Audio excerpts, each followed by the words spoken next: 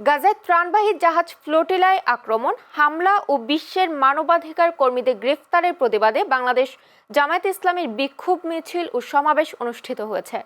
আজ বাদ জুমা রাজধানীর বাইতুল মোকাররম জাতীয় মসজিদের উত্তর গেটে বিক্ষোভ মিছিল ও সমাবেশ আয়োজন করেন ঢাকা মহানগরী উত্তর ও দক্ষিণের নেতাকর্মীরা। বক্তারা বলেন, ইসরায়েলি আগ্রাসনে গাজায় প্রায় ৭০,০০০ নিরীহ মানুষ শহীদ হয়েছেন, যাদের অধিকাংশই নারী ও শিশু। ইসরায়েল গ্লোবাল সুমুদ ফ্লোটিলার ১৩টি ত্রাণবাহী নৌযান এবং সেখানে থাকা বহু মানবাধিকার কর্মীকে আটক করার তীব্র নিন্দা ও বন্দীদের মুক্তির দাবি জানান তারা। আপনারা ওআইসির পক্ষ থেকে সকল মুসলিম রাষ্ট্র ঐক্যবদ্ধ হয়ে জিহাদ ঘোষণা করুন। এক